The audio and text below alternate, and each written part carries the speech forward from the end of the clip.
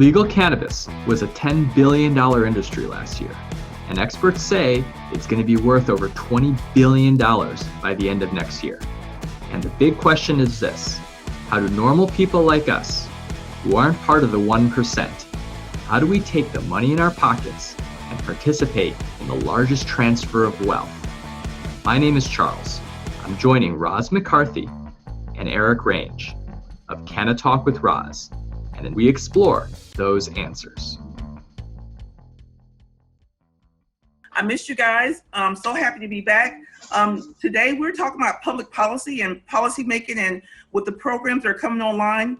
We have some brand new states who have a medical marijuana bill. We have some states who are about to open up their applications for new applicants to apply for business licenses.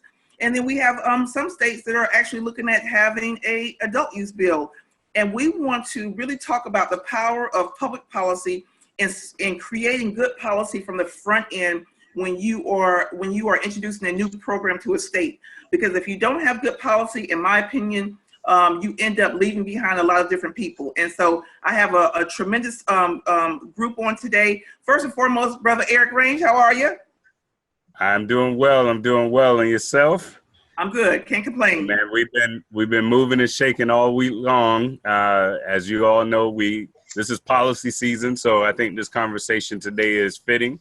We're winding down here in the state of Florida, and I know in other states as well. So there's a lot that's happening. You know, a lot of work. I call it the painstaking work of implementing cannabis laws across our country, and it takes a lot of effort. It takes a lot of time. You know, going back and forth to our policymakers, helping them to understand, what our needs are, understand how they can implement policies that make sense for everybody. And so, I'm very excited about the guests we have on today. I'm excited about, some of the conversation we're going to have today.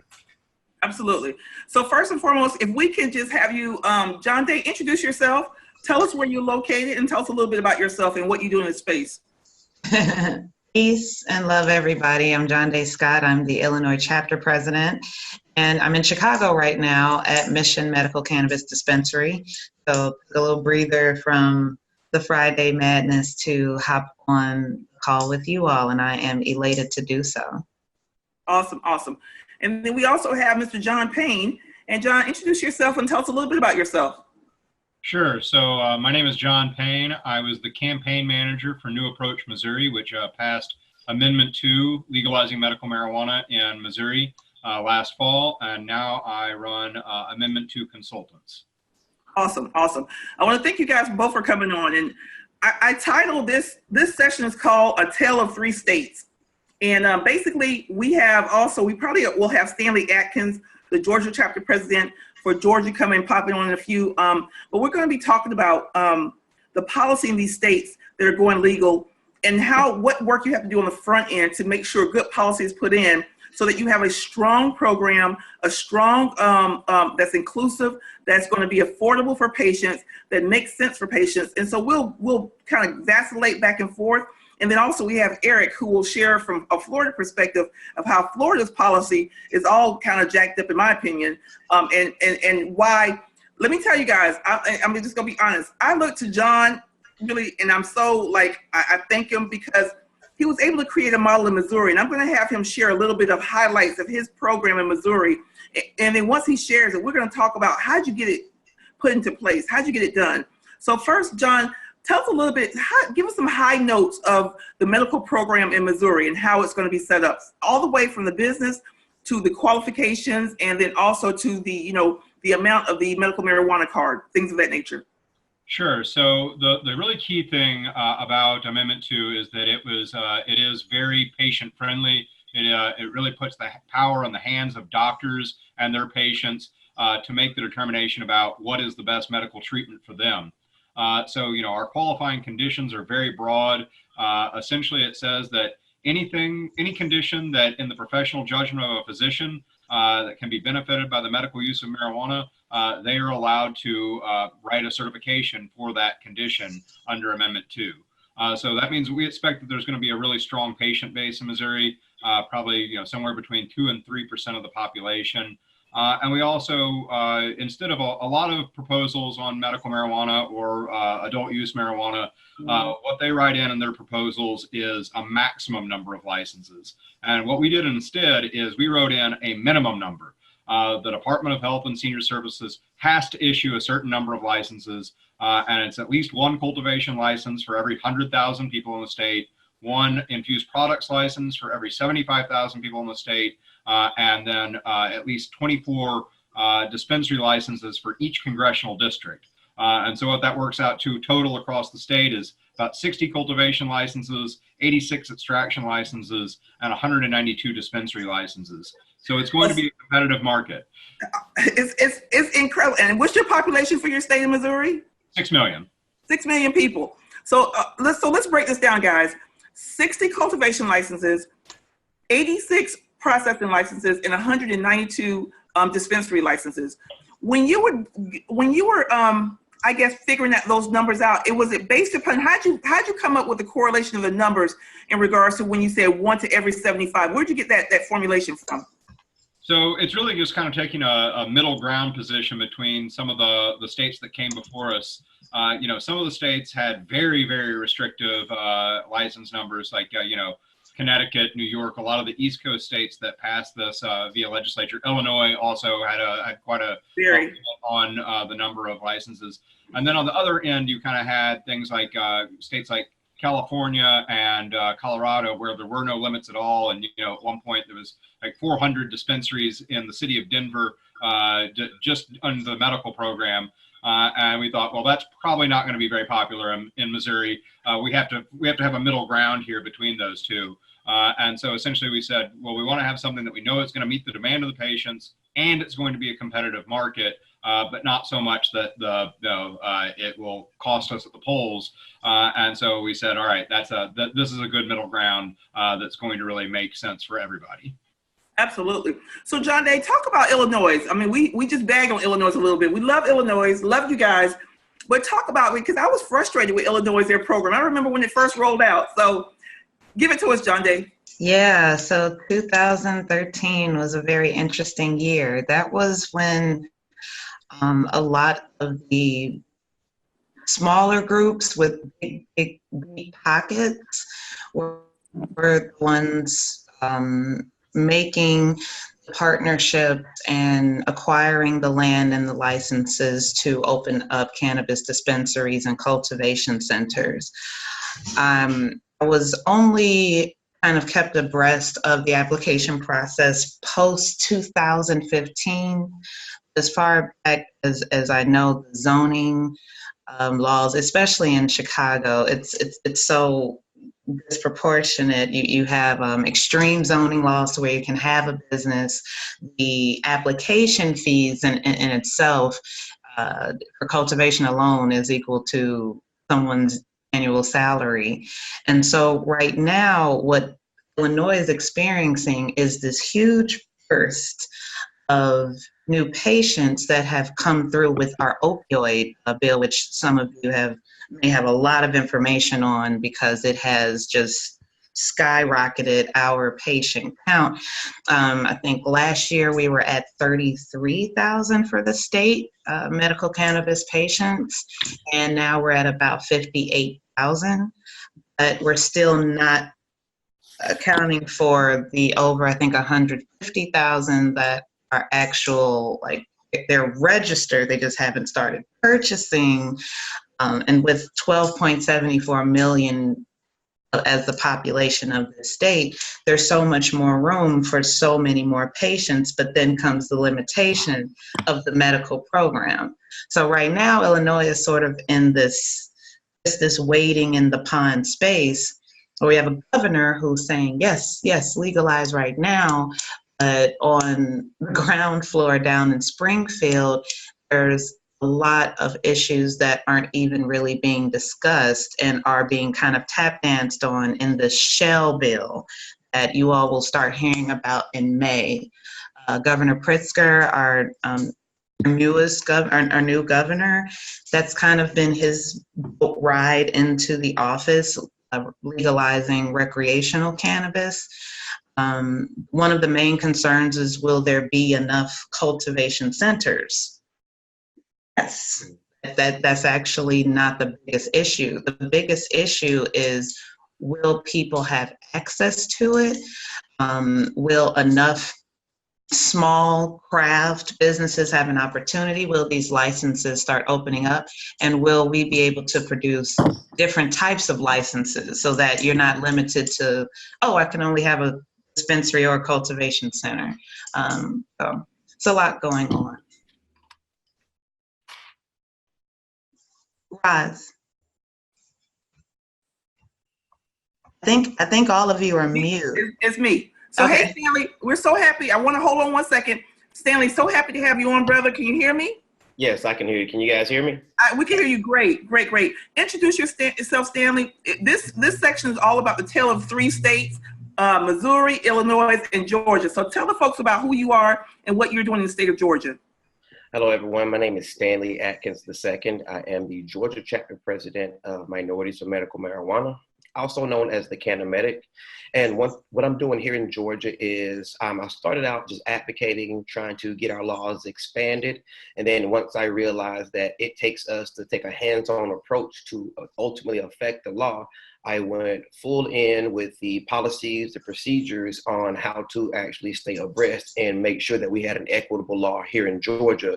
And we had a lot of help from Minorities for Medical Marijuana this year in helping us get HB 324 and HB 213 amended to make them more favorable. Right. And we'll talk about this, Stanley, because we're going to want you to share. Stanley's been in a fight way before M for MM got to the state of Georgia. And we're so grateful to have him on as our chapter president now. But talk about where you were and where you are now, and it's still not where it needs to be. And so we want to pause for a second. I want John to jump on with what John Day said. John, how hard is it now for Illinois or Georgia to be able to pick up on and maybe suggest the Missouri model of that, the one cultivation site for every 75,000? Or how can we go back in and maybe be able to get lawmakers to see a model that's different, that's more fair and more equitable? So I think that the tough thing is that one of the things that's good about Missouri is that we do have the initiative process where we can, and it really puts legislators on notice that, hey, if we don't like something that you're doing, we can go out and we can make the law for ourselves. The people can do that. It's not easy, but it's a very good power for us to be able to have to make sure that the people's interests are represented. And so, it's the tough thing in states that don't have that. Illinois and Georgia, I believe, do not have the initiative process. Is that you have to really go and actually get the legislators to do the right thing, which is not an easy thing to do. But I think the best thing is you can go and say, look, these issues are popular. This is not something that you need to tiptoe around anymore. This is something that will be embraced by your constituents. And you don't need to make it so restrictive that basically only the very richest people in the state get into the business, and no one actually is able to access it, and it's all so restrictive that it's impossible for it to benefit anybody. How much that falls on people who are willing to hear it, that's another question. But that's you'll have to be in those state houses and try to convince the legislators, which is I can speak from personal experience, and I know everyone else here is not easy. Not easy. No. Yeah. So before I go back to Stanley, just 1 second, Edie, then you come in, and Stanley, I want you to come in. So John, because John's only going to be here for like another 13 minutes. I want to get as much information as I can out of him. Share with everyone how much the application fee for each level for business, and also about the 6 plant minimum you have for personal use, and what do you think that'll do for the area, as well as how much the medical card is for Missouri. Sure. So we tried to keep the costs relatively low for people. So the application costs really are trying to reflect what we think that it's going to cost the department to actually process those license applications. So for dispensaries and for infused products, it's $6,000 per application. For cultivation, it's $10,000 per application. And then on the patient side, $25 to process your patient ID card. And you can also get a patient cultivation card that allows you to cultivate up to 6 plants. And that's $100 to do that. And that's for people that, if they don't have a dispensary near them, they live in a rural area, or they are just, unable to pay what it might cost at a dispensary, they are allowed to do it for themselves or have a caregiver to grow those 6 plants for them. So we just want to make sure that everybody has access in some fashion. It's incredible. Hold on 1 second. Eric, Yeah, one of the things I heard, and John, I'd love to get you to weigh in on this. He spoke about the initiative process, and for those of you guys who are listening and you may not have understood exactly what that is. When we talk about public policy, there's ways that we get laws written and changed in our states. And, here in Florida, we also do have the initiative process. In fact, before we took to an initiative process, our legislator actually passed medical marijuana here in the state of Florida in 2014. And let me, correct myself. We had a ballot initiative at that time that failed, and the legislator then acted and created the earliest, parts of our program here in our state.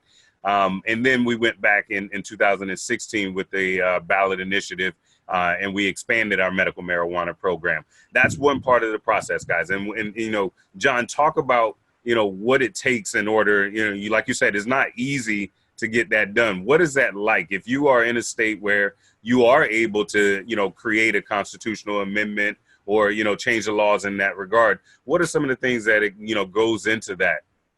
Sure. So there's really 3 major steps to the process. This is going to make it sound less complicated than it actually is. But first, you got to actually draft the proposal.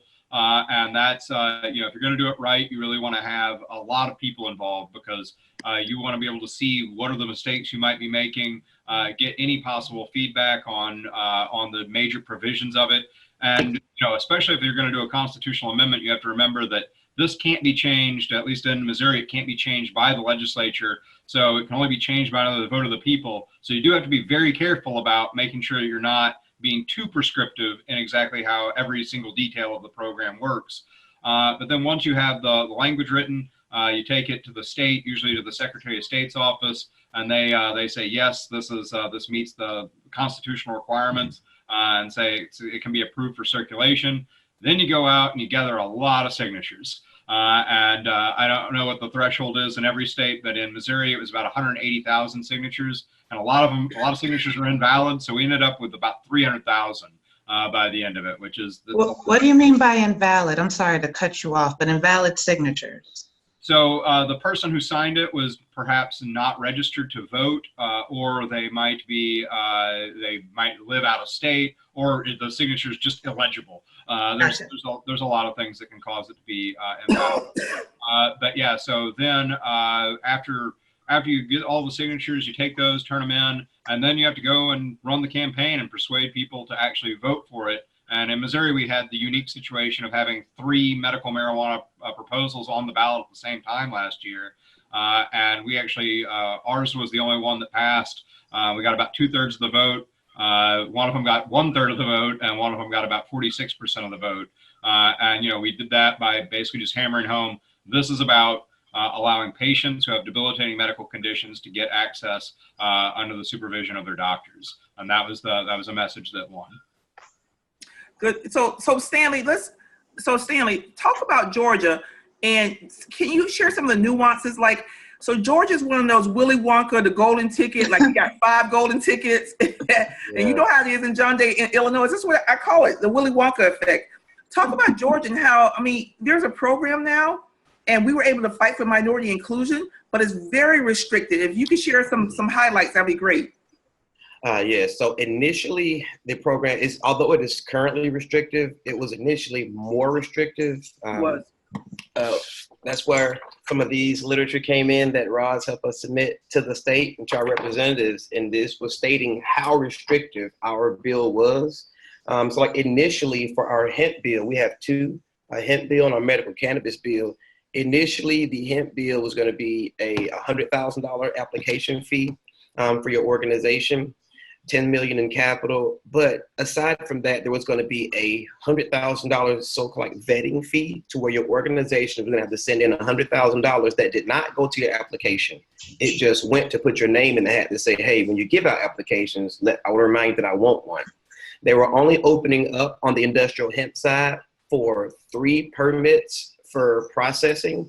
And under each permit, they were going to allow for 10 licensees to cultivate. So you're going to have 10 farms under this permit, 10 farms under this permit, and 10 farms under this permit. But that was going to be it. Each cultivator had to have a written signed agreement, a letter of intent and memorandum of understanding that I'm going to send you all of my hemp. And so what that was going to do was going to funnel all the businesses in Georgia to 3 sources for their industrial CBD and their textiles. And that immediately created a monopoly. And like the day they announced the bill, my team and I, we got to reading over it and we're like, this can't be real. Like, this cannot be real. It was very real, and they really tried to push it. So there was a lot of pushback from either side. M for MM came and helped us do a lot of work there, because there are certain languages that needed to be inserted that had to come from places that were doing similar work. This wasn't one of the opportunities to just make up something. It had to be something that's working, that you can show them a model from different states. So now we do have a very, very fair hemp program, and thanks for that. Much better. It is expanding. Everybody is calling. We're getting so many calls about consultations. Hey, we want a farm. I want a processing facility.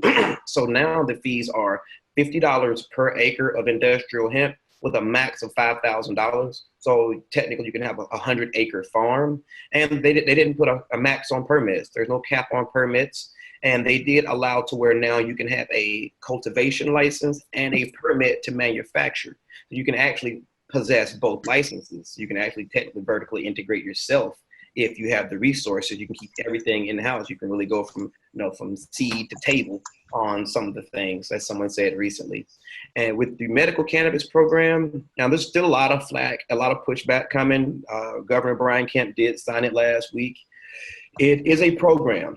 Previously, we had no program. We had HB1, which is a law that allowed patients with one of 16 qualifying conditions to possess a low THC card, but there were no places legally within the state to obtain their oil. Cultivation was illegal, dispensing was illegal. And what was happening was just dozens and dozens of Georgia families were leaving the state and bringing their oil back illegally.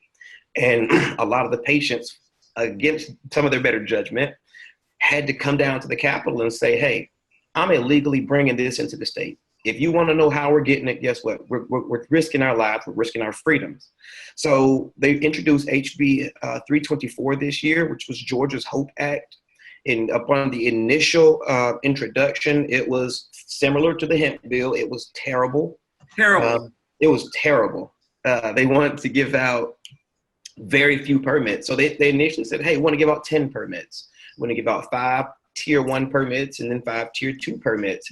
Tier 1 was going to allow you for unlimited cultivation space. You're going to be able to produce as much as you wanted and put it anywhere you want it. You're also going to be allowed to have retail outlets. The level 2 permits were going to be capped at 20,000 square feet for grow space. And you're going to be allowed to have 3 retail outlets, but that's only to dispense low THC oil. And I think that's where a lot of the confusion has been coming out of Georgia, because I'm getting so many messages and the screenshots from blogs where people are saying, hey, it's legal to grow. No, the governor just signed it. It's legal to grow. And it's going to get some people in trouble, but that's why we want to make sure we continue to educate one. There is no home grow in the state of Georgia. There is no flower in the state of Georgia. There is no smoking of any style, any form, way, shape, or size. And there is no vaping in our laws that says no vaping, no electronic device that heats with an element or a battery that creates a vapor. They use every specific language to cover every type of vape. But our program does include topicals, capsules, tinctures, and your standard oils. So now with our program, the application fees were initially wanted $10 million in liquid capital for a class 1 permit. You had to have a $5 million cash bond. There's a few other parameters in there, and people are looking at it. And I had a lot of business owners that reached out like, does this mean that I can't afford a permit? And I tell them, if you look at the way this was introduced and you realize that you cannot afford this permit, you now just became a minority, regardless of the color of your skin. You're a business minority, and this affects you. And we had more and more people that were like, okay, we've got to do something. So we continued to advocate. We went to all the subcommittees, went to all the hearings and all the working groups. And we continued to meet with our legislators to let them know that we did not like the bill, that it was a terrible bill, and that something needed to change. There was nothing in there for the assurance of minority participation or female participation, for the possible participation of small business interests. And through a lot of hearings, the bill was gutted. It was reformed over and over. It was reintroduced. We were able to successfully get the language changed and get the 20%, some other things included prior to crossing over to the House, but once to the Senate. But once it did cross to the Senate, there were a lot of provisional changes. So the bill that we have now, it doesn't really look like the bill that was initially introduced. Right. So they're going to be 2 Class 1 permits, 4 Class 2 permits. But they did cap the Class 1 permits at 100,000 square feet of cultivation space, because initially you could have had a 10,000 acre farm as long as you paid for the permit. They doubled the space. So they're going to be 2 Class 1 permits, 4 Class 2 permits. The Class 2 permit, they did double the growth space from 20,000 to 40,000 square feet. So when anyone asks, Georgia is going to have roughly 9 acres, or roughly about 400,000 square feet of medical cannabis canopy space. For those who've been in grows, that's about it. So it's not a very big program. And I heard John Day alluding to like the population and how many patients they have in Chicago. Georgia, we're just hitting the 8,000 patient registry mark. And a lot of the reason for that, there has been no advertising since the creation of the first program 4 years ago. There has been no statewide mandated education for facilities, no no research done in Same here. And the average African-American that I approach just in general, like passing through the day, like, hey, did you know Georgia had a medical cannabis law? Most of them have no idea. No idea. I've never met a lay person just out and about with their card. But I'm about to change all that. My goal is within 2 years to double the patient group and try to triple it, because that's the only way the program is going to be effective, if we continue to grow the patient model, and then they can have the research behind it. Yeah. Oh, Georgia, they lowered. Go ahead, Eric. Yeah, I was gonna say, Stan, I'm listening to you lay out Georgia, and oh my gosh, it's so reminiscent of what we've dealt with here for the last 4 or 5 years here in Florida. Extremely restrictive laws. The approach has been to be very restrictive, and then over time to expand it and open it up some. But what that does is, and same thing, we didn't leave with any, education throughout the state. We didn't do, whatever we needed to do to get more patients to get into the legal market. And when you talk about the number of licenses, they've essentially created monopolies, and that is only going to drive prices higher. That means when we talk about from an affordability issue, we're still not going to get into the industry. We're still not going to be represented in high numbers, and so one of the things I always tell people when it comes to public policy, one of the things Roz and I learned in the very early stages is that, you got to take this thing piece by piece, and every state is going to be different. For those of you who are not in the South, if you will, you have your own challenges when it comes to different urban areas and so on. But the conversation is different everywhere you go around the country. But down in the southern states, there's a real fight on our hands in order to make sure that the same people who have been locked up for decades, in the communities that have been destroyed because of it, that we have a seat at the table. And then, even if you go beyond that, when we're talking just about small businesses, creating a new revenue stream for your business or whatever the case may be, so many people are being locked out of this industry because of the laws that we put into place. And when I look at the healthcare disparities that exist in communities of color already, when I look at the difficulty they have in even affording, regular prescription medications, and now they're being forced to pay for, cannabis oils and tinctures and everything that have a very high cost processing, manufacturing that goes into it. That means the products are more expensive. And that means that the same communities that we're here fighting for, we need this medicine today. But we have, 2 years, 3 years is what we're looking at in order to be able to get those communities into it. And, and it's a shame. And so if you're in your state, I hope that you are finding ways to get involved. And, talk about that, John Day, and even you, Stanley. What are some of the things you need from the communities that you're fighting for? Everybody can't go up to the State House. We get that. And not everybody can pay attention to this day in and day out like we do. We get that. But, how can other folks get involved? How can they get behind it? Because, many times Roz and I walk these halls by ourselves. But how can the average person get involved and support what you're doing and what we're doing day to day? That's a great question. I tell everyone it's actually the most simple. It doesn't cost any money. It costs a little bit of time. I tell people, if you really want to help us, please read the bill. Because if you read the bill, it really makes our job a lot easier. So when we show up and grab the microphone, we can just do Q&A because everybody's read it. I think the number one thing that really kept us behind this year was social media. And I mean that, it didn't really help our mission. It actually put us behind because the problem is there's misinformation being shared every day. All it takes is one blogger, one media outlet, one group to see a post or skim through an article, write their own article, put the header up there, and they're going to screenshot it. That is the reason the decriminalization bill failed this year, the state decrim bill. And I do realize now that Georgia will never, I highly doubt we'll ever decrim statewide unless we pack the halls with hundreds of people like the ones on this call. And I do realize it's difficult for many people to come out there. So like I said, read the bill. Know who your representatives are. If you can't come down there, you can step outside at your office real quick. Hey, my name is so-and-so and so-and-so. I live in this district. I want to leave a message for my representative and let them know that I am in support of HB 294. I wanted to know that this is why. A lot of times it's a recording, but it's on record. And Sam, if I don't know who my rep or my state senator is, how can I find that out? Where is there a website I can go to? Normal, okay. Yeah, we have Normal. There is another one. It's I think Poll Place or something of that nature. Site. It tells you, just type in the area code. It's going to tell you every zip code, every politician from your city council to your House of Representative, to your senator, to your congressman. And a lot of times it's not going to have direct cell phone numbers on there, but it will have the number and email and addresses to their offices. Yeah. And so that's those are some of the main ways. And like I say, when you share information, just make sure the information that you share is accurate.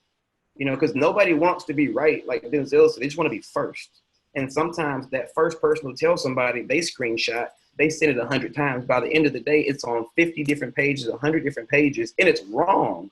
Because when they put SB 10 decriminalization coming to Georgia, everybody just stopped. Okay, guys, we got decrim.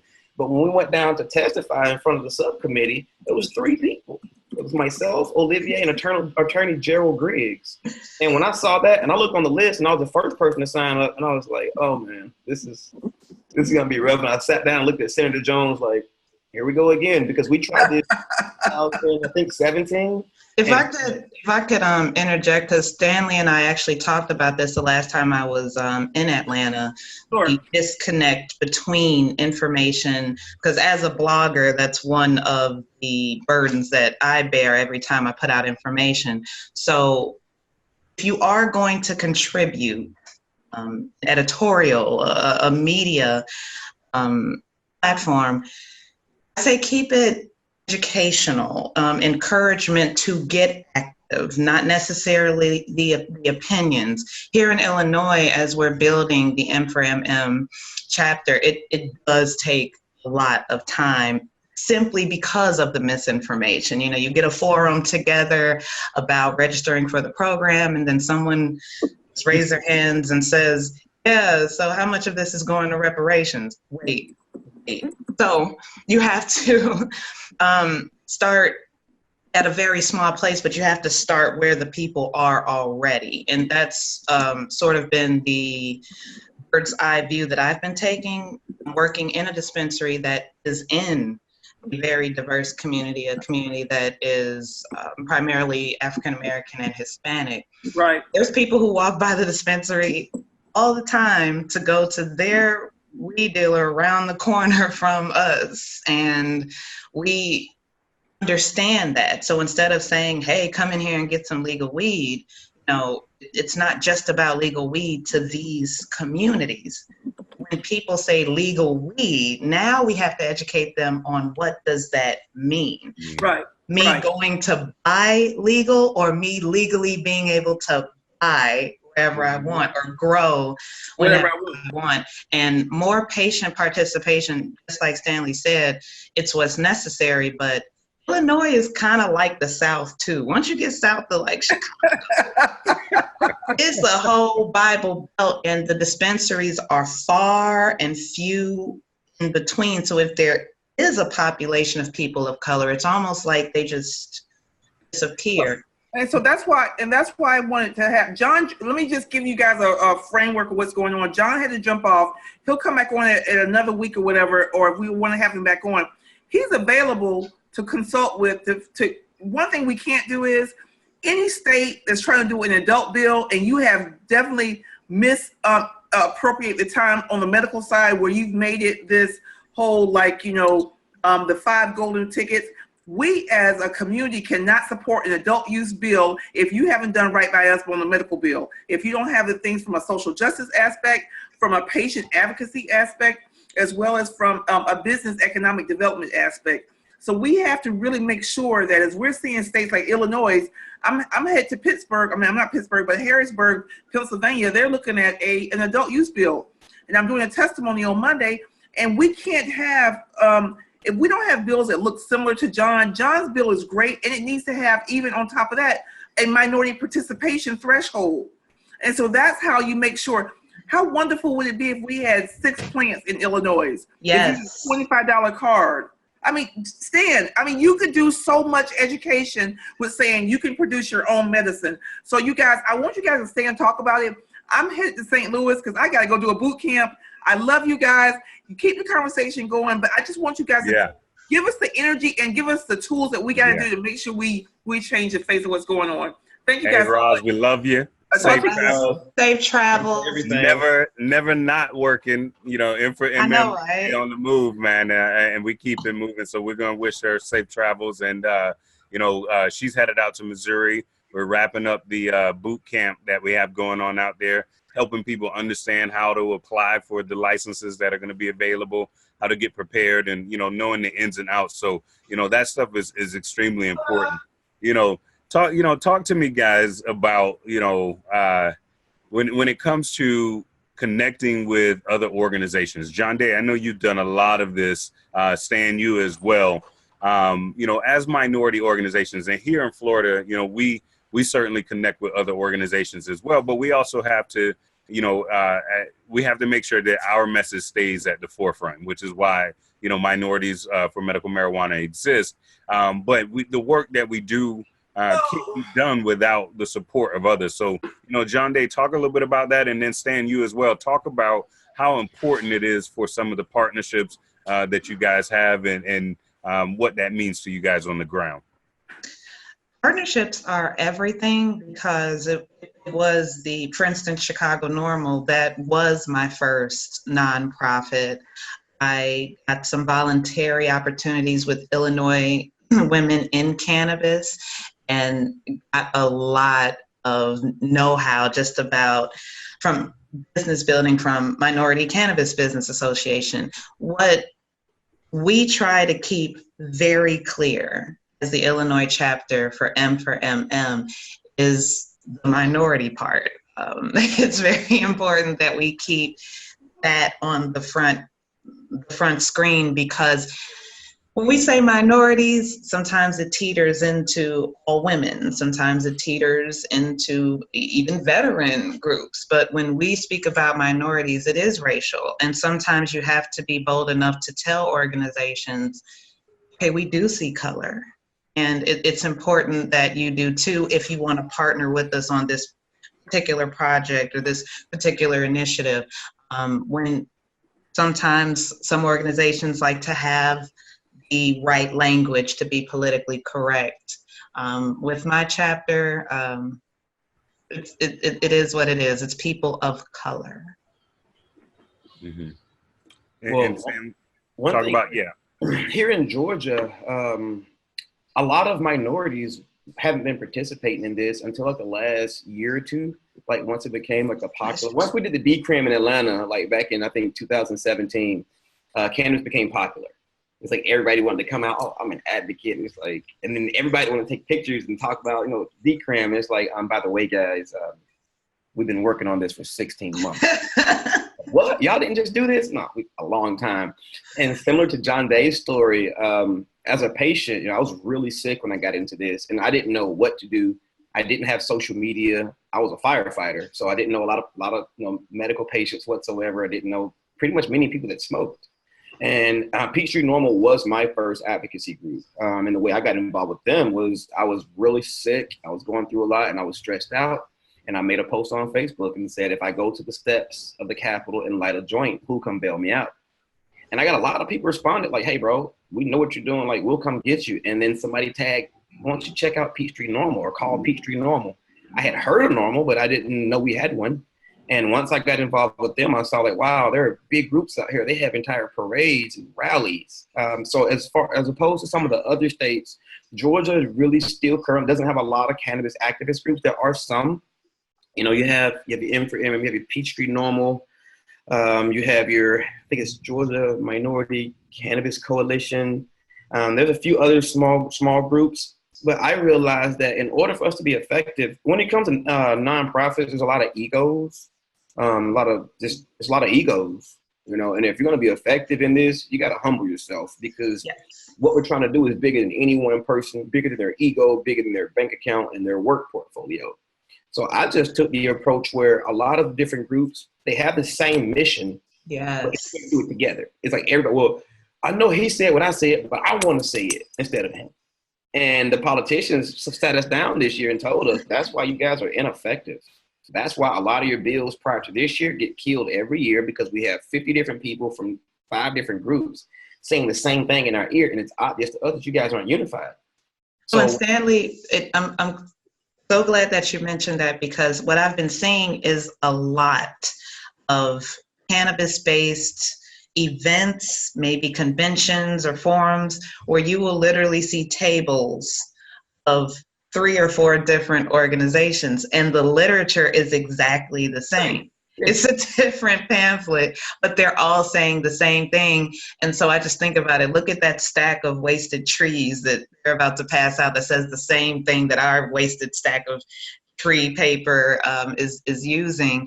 And ego does get in the way, but I also think the reason why there's so much separation, at least in my state, this is just a separated state. We're separated statewide. Our most major city, Chicago, that's separated. And so each group, it's like, I don't want to step on your toes. I also don't want my work to get overshadowed. And I urge people to understand your work will never get overshadowed. It can be built upon, and collaboration is really, really necessary at this point. And I think that's a lot of people's thing. They think they're going to get overshadowed. No. Listen, the work we've done is permanent. Yes. You know what I think it is as well, guys. I think, when we look at this industry, and let's, call a spade, the money interest creates tribalism. It creates folks, and we get it. It's here in Florida, it's there in Georgia, in Illinois, everywhere you go. But I think we have been, as an organization, we have been effective because, our heart is in the right place. We recognize there's money to be made, and I recognize I can't make it all myself, nor if I had it all, could I spend it all myself. So, for me, it's about creating not just, some noise, if you will, but creating the infrastructure so that this industry takes off the right way. I was on a panel about a week and a half ago, and I spoke about, and this was, not a week and a half ago, last week during 420 week, everybody had a lot of events going on and so on. And, one of the things I talked about was that this industry really gives us a real opportunity to get it right from the onset. But that takes a lot of coordinated effort. It takes a lot of, pushing at the public policy level. It takes a lot of events and educating the community, educating the stakeholders, and so on.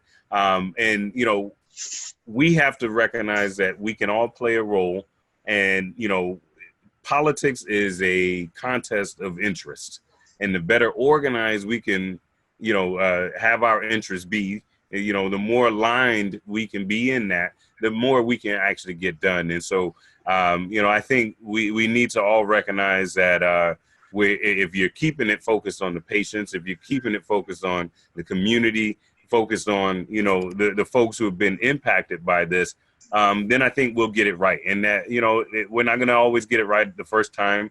We're going to have to learn from some, mistakes. We're going to have to, have bad laws written and go back and, to the drawing board and change it. Minorities for Medical Marijuana was set up to be a long-term organization, not just right now in the, when it's a hot button topic, but, we hope that we're around when people have forgotten about it and, policies start to change again. Somebody needs to be there at the table, making sure that our interests are being heard. And so, talk about last week, 420 week, that was a busy week for me. I'm still trying to play catch up on work, catch up on sleep and so on. Stanley, I know you had an event. John Day, I'm sure you, attended some events. But Stanley, talk about your event, that you had there in Georgia, and not just about, the success of it, but more importantly, what did you learn from that experience, from planning, from executing, and then the follow-up and the takeaways? What did you learn from, that whole entire experience? It was different because it's only the second time I've used M for MM model.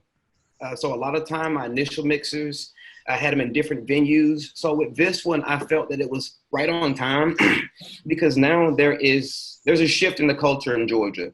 So where you still have your black market crews and your edible parties and things of that nature, we were showing them that cannabis is going corporate. That's the big takeaway that I got from Friday. It was to show people that although it's the day before 420, this is not the 420 party you thought you were about to attend. This is a business. Bring your business card, bring a notepad, bring extra pens. Make sure your phone battery is charged. If you have a profile something on a USB, there's going to be somebody in the room that may want that. I feel that we had a 100% success rate. It's very difficult to say that for an event. Now, we've all done a lot of events, but I felt that every person was engaged. I was looking back over some of the content and people were literally engaging with each other. And I made sure to tell people, hey, listen, grab the microphone. Make sure you talk to someone in this room that you don't know. Make sure you talk to someone in this room you've never seen and make sure you get their business information. And we made sure to have a nice mix of going over the legislator, putting in some music, having Hinton come on stage, having some of my sponsors come on stage and address the crowd. And that's one thing that I did to make sure to engage business owners. Listen, if you want to participate, you can become one of our sponsors. And you can we had a video playing on all the screens that Olivia put together with all their logos, the MM logos, the flyers. That way businesses were also being projected with this, because we're telling people, listen, I want you to come if you have a business. If you don't have a business, I still want you to come, because by the time you leave, you may not have a business, but you have some business interests, some ideas, and some points of contact. And so in regards to baseball, a lot of people are telling me, it was a home run Friday night, but that was my fourth event of the day Friday. My body was hurting. I wasn't feeling good. It started to rain. So when I really sat down and thought about it, it was a grand slam because we had the bases loaded. We sold the venue out. And I already, starting that night, already had so many interests. Like, listen, I want to vend for your next one. I want to be a sponsor for your next one. I like to be one of your keynote speakers for the next one. Please keep me abreast. And I found out really quickly that iLounge downtown was a very nice venue. It's not big enough. I really do bring out a large crowd. And so it looks like we have to get a bigger venue. But these dice mixers can really be ultimately used to project that business model, to project what M for MM does. And listen, sign up here, because a lot of people are, listen, I didn't know anything about your organization. Yeah. That's why I bought a ticket and came out tonight. Yeah. And that helps people get educated very soon. Yeah. And I mean, it's really a platform for educating the business-minded folks, the professionals who want to, learn about this industry and meet some folks. We're going to get this done. This industry is going to be diverse by hook or crook. But I tell you, the real way that we're going to get it done is through partnership. If we don't partner with each other, we don't work together with each other and find ways to support each other's businesses, then we won't be successful. And that's not a race thing. That's not a gender thing, a sex thing, or anything. Simply put, if we don't support each other, then we won't last very long in this industry, especially as the industry begins to consolidate. John Day, you use a platform, and I was so excited that you invited me a couple months back, where you used Zoom to connect with people throughout your state to educate them about, obviously with M4MM, but about the laws that were happening in your state. And I'm mentioning these different resources because I want people to understand. We talk a lot about Minorities for Medical Marijuana. We bring a lot of our leaders on. Roz and I are obviously, this is our baby. But at the end of the day, you guys can be impactful as well. And we want you guys to recognize that there are tools out there that you can utilize to help organize people in your own little small community to get into this industry. So, John Day, talk about, 420 events that you may have attended. Talk about the platform you use with Zoom and so on. Well, on 420, I actually started out the day at the Chicago Cannabis Health Fair, sponsored by Canna Health Magazine, hosted by them and Chicago Normal. And so I was there representing both myself and volunteers were representing Chicago Normal, M4MM, and the dispensary that I work for, Mission. And so I spoke on a panel about the current medical cannabis program here in Illinois, what I've been speaking on earlier. But the purpose of my portion of the panel being first was, just like we were speaking on earlier, there's a lot of people of color who don't even know, number one, what medical cannabis is, that it's here in Illinois, and that medical cannabis is legal. And so after we educated the crowd on the actual programs, showing them how to sign up, and then taking it back to the booth and speaking on the work that M4MM and Chicago Normal does, and having that back and forth, okay, apply, but okay, get involved, is to show the community that, yes, we can get legal cannabis, but yes, it's because of this. Then I trucked it on over to the dispensary and had some patient consultations that day. It wasn't that big of an event day for me. I purposely advertised approximately like 30 different events to give people a choice of where to go, but also to show just how major the open market is. I don't like calling it black market.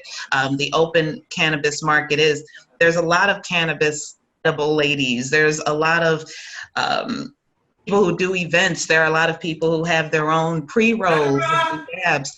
But how are they going to realistically prepare themselves to enter the cannabis market if there's no room for them, let alone no knowledge of business? So my exposure was to show people, look, it's happening. Now it's time to put some legality and some policy towards what we're doing, because I've always had my one foot in the legal door, one foot in the illegal door. That's just how I'm used to living. So 420 was, I wouldn't say I had a percentage of success, but I consider it was 100% success rate for me as far as the return of contact that I made, and have got some really good prospects for investment and some collaborative initiatives for the chapter. Yeah, absolutely. Yes. Well, I thank you guys for coming on today, talking a little bit about policy. For me on 420, I was actually out at the Cannabis Cup, High Times Cannabis Cup in Sacramento, nice. Which is sort of an unusual venue for me. I typically are not, at the big industry events like that. But it was interesting. I think more and more minorities are trickling into these events, looking for groups like Minorities for Medical Marijuana to help them understand the process. And so we made a lot of great contacts out there. I was, at the end of the day, I was very happy that we were there, and I was happy that, our nonprofit was very well received, even in such a I guess, mature market as California. So, there's a lot of work that needs to be done out there as well. I know we have some folks online who's been watching us from California. So please go join Minorities for Medical Marijuana, get involved in the political process. We thank you all each week for taking out time to come and listen and learn. Get involved in your state. We have chapters popping up all over the country, and we need your help. If you can't get involved and go to, the Capitol or a lobby day or something like that, email, call your local officials, show up to Volunteer. Volunteer. Absolutely. That's a great way, honestly, to get free tickets to some of the best events in cannabis. It's, hitting somebody up and saying, hey, listen, I'll volunteer at your table, and, you get into the event. So I think, it's a great way to get involved, to get exposed, to kind of dip your foot into the industry. As always, I want to allow our guests to tell people who they are, where they can find you, how can they get signed up with your chapters before we sign off. Jonde, we'll let you, start off. Thank you. Once again, my name is Jonde Scott. I'm the Illinois chapter president for Minorities for Medical Marijuana. I'm also on the education committee for Chicago Normal, and I am the creator and blogger for clearasSmoke.blog. So if you're in Illinois, Chicago, hit me up if you need some information or ready to get into action. Absolutely. Hi, my name is Stanley Atkins II, Georgia chapter president of Minorities for Medical Marijuana. I look forward to continue to engage anyone. If you guys want to find me on social media, it's at the Cannabis, THECANNIMEDIC. And Repeat that, Stanley. Repeat your handle. It is the Cannabis at the Cannabis, THECANNIMEDIC. And I do answer my inboxes. I know I get a lot of them, but I do answer my inboxes. I try to go live and update everyone. And please be on the lookout for our upcoming pool party this summer and our next dice mixer that's going to be bigger and better than the previous one. I might have to come down for that pool party, fam. Come on down. Yes. Hey, and social media, Eric, please stress how important, even if you're shy, social media can make or break. That getting your cause out there is very important. I'm Canna Lady 1986 on Instagram. Absolutely. Well, y'all have to rep the social media thing. I'm not a big social media fan. We got but you. it is effective and it can be impactful. I'm not hating on it. It's just not my thing. Well, LinkedIn is my thing, But that's social. I had a question. Yeah, it is, but that's about as social as I get right there. We had a question on Facebook Live in regards to finding local chapters.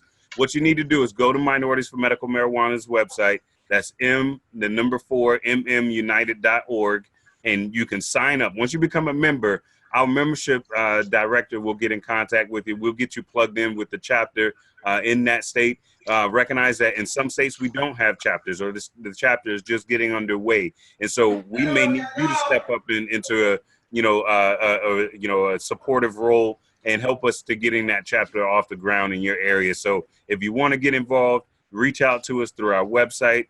And we're always looking for great people to step in and help us get the job done. So thank you guys again for coming. For those of you out there in the world, I hope you had a powerful week. I did. I'm a little exhausted, so I'm going to get some rest this weekend.